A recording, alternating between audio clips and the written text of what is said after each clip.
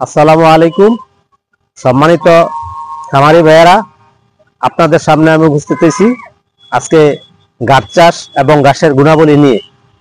আমাদের এই ঘাসগুলা মূলত জানুয়ারি মাসে উঁচু জমিতে রোপণ করলে ফলন হয়। এই যে আপনারা দেখছেন, এই জমিটা মোটামুটি উঁচু, তারপরে এটাতে পানি উঠছে, এই জন্য গাছগুলা লাল হয়ে গেছে। আর ওই অংশটা আপনার পানি ওঠে নাই, ওই গাছগুলা খুবই হৃষ্টপুষ্ট। আর এই যে রাস্তার ধারের গাছগুলা খুবই হৃষ্টপুষ্ট।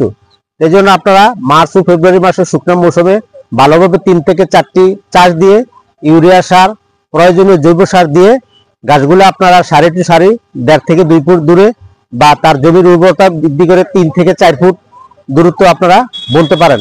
এতে আমাদের ঘাসের চাহিদা পূরণ হবে এবং গরুর পুষ্টির চাহিদাও পূরণ হবে। গরু এতে গাভী প্রচুর দুধ দিবে, যার পার্সেন্টেজ আছে 16 থেকে 17%।